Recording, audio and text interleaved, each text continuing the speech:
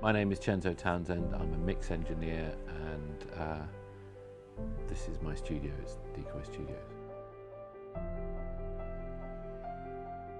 Passion for music. I started listening to music when I was very young, and that led me into DJing, and I DJed for quite a few years, parties and clubs and that kind of stuff, and then realised that I wanted to be more involved in the making of music than just playing it, although I love playing it and I still do, but I just had this thing that I wanted to be involved in the making of it. And I'm not really a musician.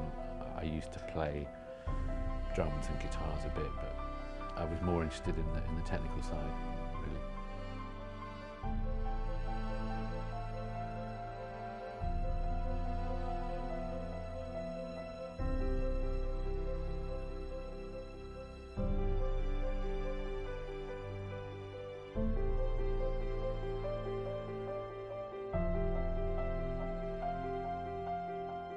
I started in a place in London called Decoy Studios. It doesn't exist anymore, unfortunately, but it was a fantastic studio in the late 80s. I started early 90s. And I started by making tea and being what's, I suppose now you call a runner.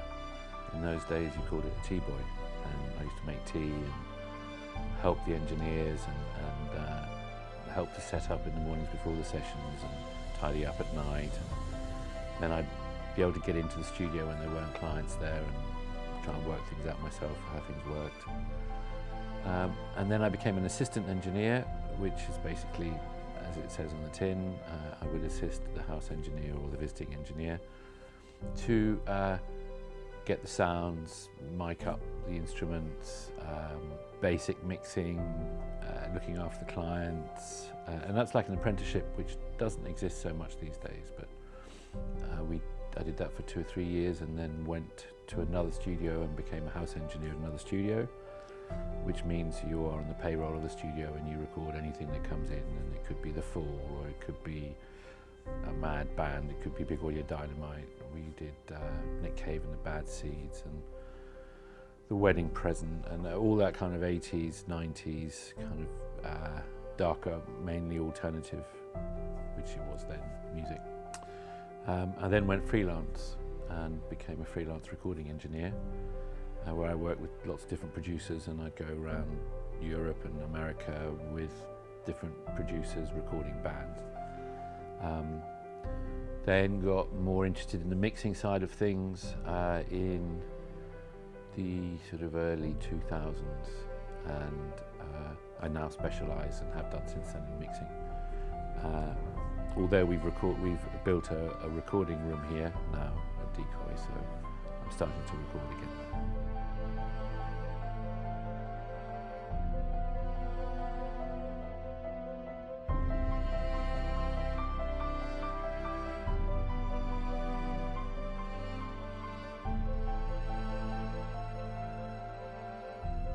How it started was just this room, which was actually meant to be temporary. When we first came here, we had to mix a Maccabees album, which was given to the Wild, it was called, and the studio that I was based at in London was too expensive for them because they'd already run out of budget, because they'd made the record already and they'd already mixed it but weren't happy with it. So I'd always wanted to move out of London and have my own facility, and that kind of gave me the impetus to do it. And I bought this console here, and I had a lot of the equipment because we had a studio which was basically a roving studio where all the equipment was in flight cases, and we'd rent a big house and we'd set up all the equipment in the big house and we'd record bands over 2 or 3 months. So I had most of the equipment apart from the console, which I had rebuilt.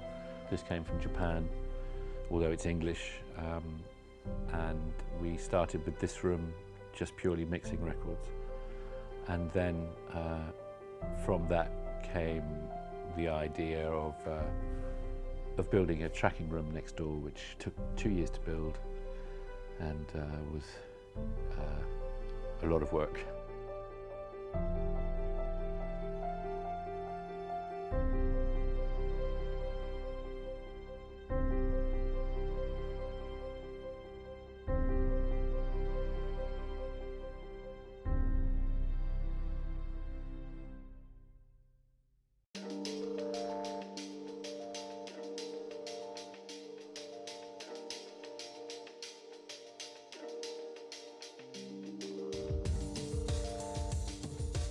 Initially it's usually word of mouth, and it's either through the record label or through the management or the artist themselves. When they want a record mixed, they'll listen to records that they like, and they'll find out who mixed the record, and hopefully I've mixed some of the records that they like, and so therefore they'll come to me and I'll mix their record. Sometimes it comes from management companies if they have new bands and they feel with my discography that I would be suited to that project, then they would employ me to mix either a single, an album or an EP or whatever. I've been mixing, luckily, for some very big artists for the last 15 years. So some of the artists who I used to work with, like Jamie T and Florence and the Machine and those kind of artists, now send me records to mix here. Some of them attend, some come and see me and sit while I mix. Some of them I purely do over email, and they'll send me songs and I'll mix work in progress and send them work in progress mixes for them to look and approve and listen to. Some have started to come and record here as well, which is great. So we do the recording next door and the mixing in here. So there's lots of different facets to what we do here. It's not purely mixing, it's not purely recording, it's a bit of both.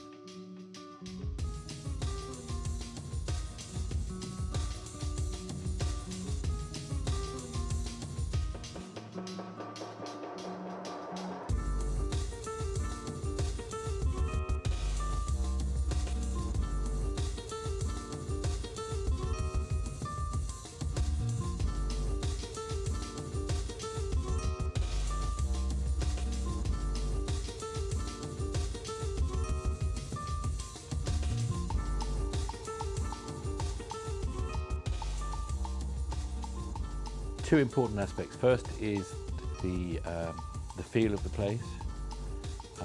If hopefully the artist connects with it, likes the environment, which is one of the most important things. The second most important thing is that it should sound good, and takes a lot of work and is quite expensive to achieve. Sometimes you might be lucky, but you have to employ people who know what they're doing to help you design and build the studio. It's like anything, you get what you pay for, unfortunately, and you have to put a lot into it to get good results. Equally important are the technical staff behind it, the engineers, the maintenance engineers. A, they have to be very good and know what they're doing. B, have the right attitude and want to help, want to work, are enthusiastic. Like any business, they're the core elements of a successful business. We'd like to carry on making good records here. We'd like to make more records here. It's difficult to get clients out of London. We're an hour and 10 minutes from London, but it is quite difficult to get them to come here for the first time. Once they've been here, they realise it's good, they realise it's professional, they like the vibe, they like the feeling, they'll return.